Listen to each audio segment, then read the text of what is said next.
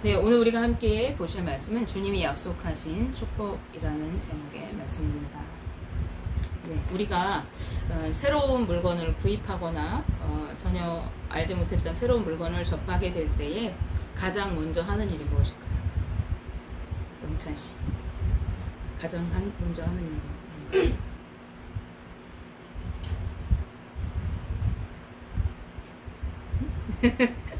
지영 씨, 뭔가요? 예, 맞았어요. 그것은 바로 사용 설명서를 읽는 일입니다.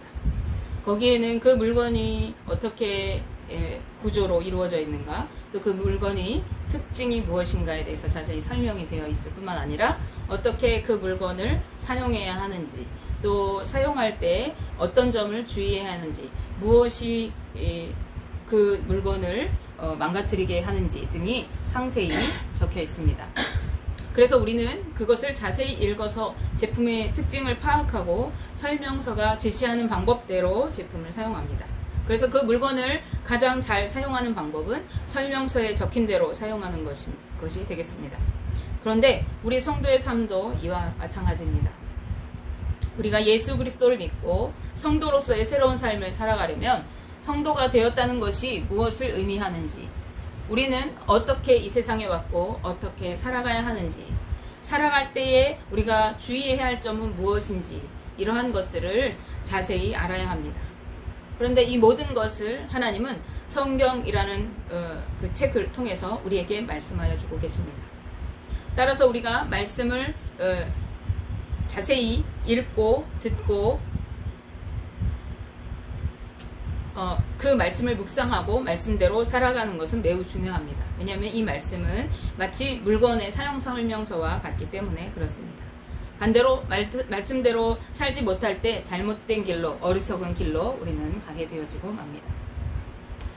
본문에 등장하는 인물인 우리가 믿음의 조상으로 잘 알고 있는 이 아브라함과 그의 가족들이 오늘의 주인공인데, 아브라함은 나이가 75세나 되었을 때에 하나님의 명령을 따라서 본토와 친척과 아비집을 떠나 하나님이 가라고 하시는 그러한 땅으로 나아갔던 인물입니다. 하나님의 말씀에 믿음으로 반응했던 그에게 하나님은 축복을 약속해 주시는데 세 가지를 약속해 주세요. 바로 그에게 큰 민족을 이루게 해주시겠다. 또 그의 이름을 창대하게, 아주 명성을 떨치게 해주겠다 하는 것이고, 또 마지막으로 그를 복의 근원이 되게 하겠다라는 약속을 주셨습니다. 하나님은 그에게 마치 밤하늘의 별과 같이, 그리고 바닷가의 모래알과 같이 셀 수도 없는 수많은 자손을 주시고 그들이 거주할 땅도 주시겠다고 하셨습니다. 그런데 아직 그에게는 자식이 없었고 그와 그의 아내는 나이도 많이 들어있는 상태였습니다. 그러나 아브라함은 주님의 약속하신 말씀을 믿고 아멘으로 받았습니다. 그래서 아브라함이 하나님의 명령을 따라서 본토의 친척과 아버지의 집을 떠나서 길을 떠나게 되어집니다. 그런데 한 해, 두 해 시간이 흐르면서 이제 약속이 희미해져 가기 시작합니다. 그러던 어느 날 하나님은 아브라함에게 다시 나타나시고, 아직도 자식이 없던 그는 집에서 자식처럼 길리우고 있는 다메섹 사람 엘리에셀을 자신의 상속자, 즉 자신의 가문을 이을 아들로 삼으려고 합니다. 그때 하나님께서는 내 몸에서 나는 자가 내 상속자가 될 것이라고 분명하게 말씀해 주십니다. 아브라함은 지금껏 하나님이셨기 때문에 다시 한번 자신의 하나님이 그 약속해 주신 약속을 믿어보기로 합니다. 그런데 고향을 떠나온 지 10년이 되도록 여전히 그에게 자식이 없었습니다.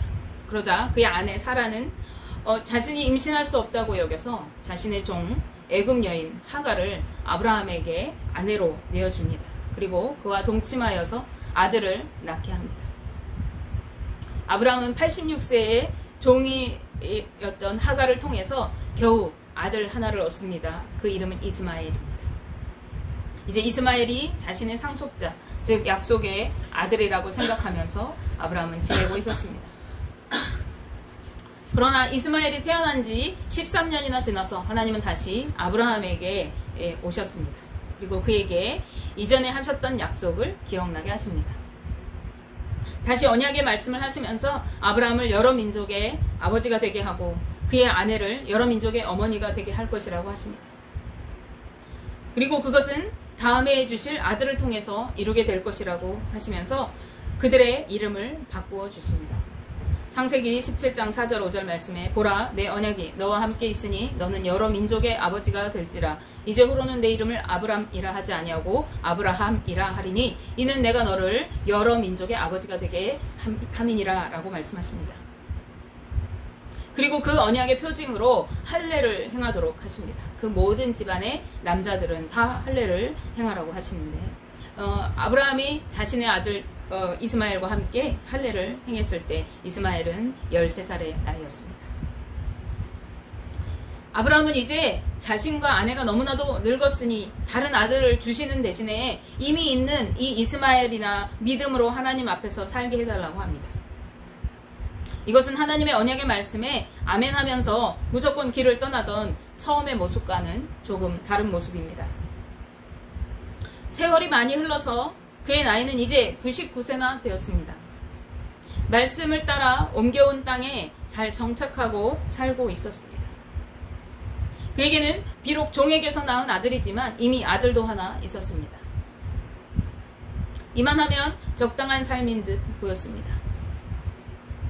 그래서 더 이상 다른 아들은 주시지 않아도 이 이스마엘이라도 하나님의 뜻 가운데 살아갈 수 있게 해주시라고 이만하면 됐다고 말하고 있는 것입니다. 그러나 하나님은 하나님과 관계없이 아브라함과 사라의 뜻에 따라서 인간의 방법으로 얻은 아들인 이스마엘이 아니라 하나님의 약속을 따라 얻게 될 아들과 새 언약을 세우기 원하셨습니다. 그래서 그에게 다시 말씀하십니다. 창세기 17장 19절 말씀에 하나님이 이르시되 아니라 내 아내 사라가 내게 아들을 낳으리니 너는 그 이름을 이삭이라 하라. 내가 그와 내 언약을 세우리니 그의 후손에게 영원한 언약이 되리라. 아멘. 근데 우리는 하나님의 약속을 믿고 끝까지 기다려야 합니다. 우리가 생각하기에 그 약속이 너무 더디게 느껴진다 할지라도 조급하게 생각하고 내 방법대로 하려고 해서는 안 되는 것입니다. 그것은 하나님과 관계없는 삶, 다시 말해서 불순종의 삶이 되기 때문에 그렇습니다. 하나님은 약속하신 대로 아브라함이 100세가 되었을 때에 아들인 이삭을 주셨습니다. 이 아들이 얼마나 귀하고 이쁜지 아브라함은 눈에 넣어도 안 아픈 이 아들 이삭이 무럭무럭 자라가는 모습을 보며 마음이 너무나도 기뻤을 것입니다. 그래서 아들이 젖을 막 떼기 시작한 그 날에 큰 잔치를 베풀었습니다. 그런데 이삭의 어머니 사라가 가만히 잔치하는 그 모습을 보니까 이삭보다 훨씬 큰 이스마엘이 이제는 16살이나 된 종의 아들인 그 이스마엘이 자신의 동생이면서 내가 낳은 귀한 아들인 이삭을 놀리고 있는 것입니다. 그 젖을 막 뗀 아기에게 16살 형의 놀림거리는 인생 최대의 위기, 고난이었을 것입니다. 사라는 마음이 몹시 불편했습니다. 그래서 아브라함을 불러서 하갈과 그의 아들 이스마엘을 내쫓으라고 말합니다. 그는 이삭과 함께 기업을 얻지 못할 것이라고, 즉 그는 상속자가 될 수 없을 것이라고 단호하게 말합니다. 그러나 아브라함에게는요, 먼저 태어난 이스마엘이 장자와 같이 여겨졌을 것입니다. 거기에다가 16년 동안이나 기르면서 정이 흠뻑 든 이 아들을 하루아침에 내어 쫓는 것은 아버지 아브라함에게 쉬운 일이 아닙니다. 그래서 21장 11절 말씀에 아브라함이 그의 아들로 말미암아 그 일이 매우 근심이 되었더니 라고 말씀합니다. 그런데 이상하게도 하나님은 사라의 말대로 하라고 하십니다. 즉 이스마엘과 그의 어머니 하갈을 내쫓으라고 하시는 것입니다. 21장 12절 말씀에 이어서 보시면 하나님이 아브라함에게 이르시되 내 아이나 내 여종으로 말미암아 근심하지 말고 사라가 내게 이른 말을 다 들으라. 이삭에게서 나는 자라야 내 씨라 부를 것임이니라 라고 하십니다. 그리고는 이스마엘도 아주 버리지 않으시고 아브라함의 낳은 씨이니까 한 민족을 이루게 하시겠다고 약속해 주십니다. 우리가 말씀을 통해서 봤는데 하갈이 광야에서 울고 있을 때 그 아이와 함께 죽을까 하고 울고 있을 때 하나님께서 하갈에게 이미 얘기해 주셨어요. 내가 이 아이로 큰 민족을 이루게 하겠다. 이것은 아브라함에게 약속하신 내 자손으로 인하여 큰 민족을 이루겠다 하신 그 약속과 동일한 약속입니다. 그처럼 종의 아들인 이 이스마엘, 비록 쫓겨가지만 그에게도 하나님께서 큰 민족을 약속해 주신 것입니다. 다음 날에 아브라함은 떡과 물을 주어서 이스마엘과 하갈을 내보내게 되고 사건은 일단락되게 되었습니다. 그런데 하나님은 왜 이삭과 이스마엘을 이렇게 분리시키시는 것이었을까요? 그것은 종의 자식과 본처에게서 낳은 자식이기 때문만은 아닐 것입니다. 그 이유는 그 둘은 근본적으로 함께 할 수 없는 전혀 다른 존재를 의미하기 때문에 그렇습니다. 이삭은 하나님의 약속으로 태어난 언약의 후손입니다. 즉 사람의 방법이 아니라 하나님의 방법으로 태어나게 된 영적인 자녀를 의미하는 것입니다. 반면에 이스마엘은 하나님과 전혀 관계없이 사람의 생각과 사람의 방법으로 태어난 육적인 자녀입니다. 이것은 불신앙의 후손을 의미하는 것이 되는 것입니다. 따라서 영에 속한 자와 육에 속한 자는 함께하지 못하게 될 것을 상징적으로 보여주는 사건이라고 하겠습니다. 하나님의 뜻을 떠나서 인간의 노력으로 행하는 것은 그것이 아무리 선하게 보인다 할지라도, 그것이 그럴듯하게 좋은 효과를 내었다고 그렇게 보여진다 할지라도 좋은 결과를 맺지 못하고 자신에게 근심과 고통거리가 될 뿐입니다. 이스마엘의 임신과 출산은 그 임신을 독려했던 사라에게 근심과 고통을 안겨주었고, 또 아브라함에게도 마찬가지로 그 아들은 일생 동안 그리고 그 후대에게 근심거리가 되었습니다. 비록 집을 떠난 이스마엘이 하나님의 약속대로 큰 민족을 이루고 부강하게 살았지만은 이스마엘이라는 나라는 대대로 아브라함의 자손인, 아브라함의 후손인 이스라엘 민족에게 위협이 되고 근심거리가 되는 가시같은 존재가 되었습니다. 우리는 내 뜻과 생각을 하나님보다 앞세우지 말아야 합니다.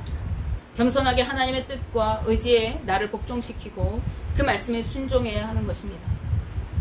그러기에 시편 기자는 시편 143편 10절 말씀에서 이렇게 기도합니다. 주는 나의 하나님이시니 나를 가르쳐 주의 뜻을 행하게 하소서. 주의 영은 선하시니 나를 공평한 땅에 인도하소서. 아멘. 네, 사도 바울은 갈라디아 교회에 편지하면서 이 이스마엘과 이삭을 들어서 율법을 따르는 자와 복음을 따르는 자로 비유하며 그들을 권면합니다. 당시 갈라디아 교회에 율법주의자들이 들어와서 성도들을 핍박하고 괴롭게 하였고, 성도들이 이제 믿음의 혼란을 가져오고 율법의 행위를 따르는 성도들도 생겨나게 되었습니다.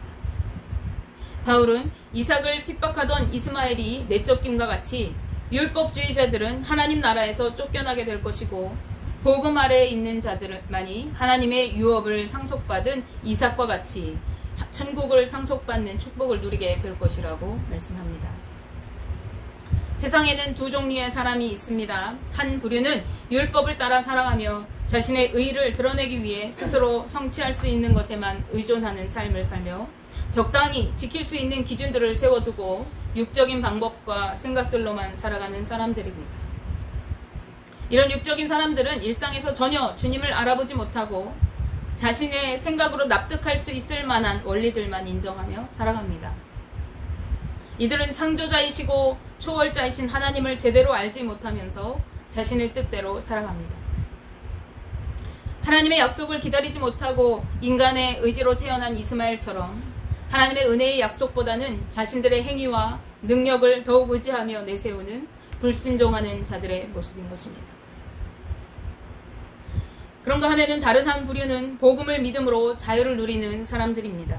즉 물과 성령으로 거듭나 믿음으로 살아가면서 모든 역사에 간섭하시고 믿는 자들의 삶을 이끌어 가시는 하나님을 믿으며 사는 영적인 사람들인 것입니다. 이들은 삶 속에서 하나님의 손길을 느끼며 인간의 지식과 이해력의 한계를 인정합니다. 그러기에 자신보다 하나님을 의지하며 역사 속에 임재하시는 하나님의 능력을 바라보는 자들입니다. 인간의 행위가 아무리 은혜의 약속을 의지하는 인간의 행위가 아무리 은혜의 약속을 의지하는 자들이라 할지라도 이러한 자들만이 인간의 행위가 아니라 은혜의 약속을 의지하며 살아가는 자들입니다. 이러한 자들만이 하나님의 자녀인 것입니다. 하나님의 약속에 따라 태어난 이삭이 아브라함의 유업을 이어받은 것처럼 하나님의 약속을 따라 복음을 영접한 성도들이 참된 하나님의 자녀들인 것입니다.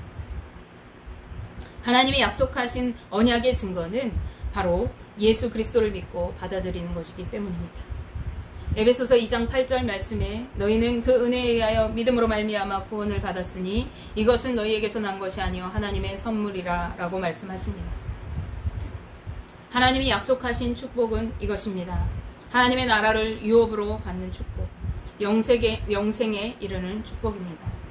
이것은 이 땅에서 일시적으로 누리는 육적인 축복을 넘어서는 것입니다. 인간의 힘쓰고 애써서 얻어지는 그러한 축복, 종국에는 매어 쫓김을 당하고 마는 정도의 그런 한계성이 있는 축복이 아닙니다. 하나님이 복음의 약속을 믿는 자들에게 거저주시는 축복, 영원히 누리게 될 하나님의 영광에 이르는 축복이고 기쁨을 누리는 축복인 것입니다. 육신의 자녀였던 이스마엘, 하나님의 언약의 자녀였던 이삭, 둘 다 하나님께서 약속하신 대로 큰 민족을 이루고 부강한 삶을 살았습니다. 그러나 육체적으로 살았던 이스마엘이 쫓김을 당하고 하나님의 구원에 이르지 못했던 반면 하나님의 언약의 백성이었던 이삭은 그 후손에게서 예수 그리스도가 나시고 그로 말미암아 바다의 모래와 같이 하늘의 별과 같이 셀 수 없는 믿음의 자손들이 세워지고 하나님의 나라가 세워지는 축복이 그 삶에 온전히 이루어졌습니다. 원하기는 저와 우리 성도님들이 하나님께서 약속하신 이 축복을 온전히 소유하게 되시기를, 그리고 그 축복 안에서 주님의 주시는 기쁨을 온전히 누리는 삶이 되시기를 주님의 이름으로 축복합니다.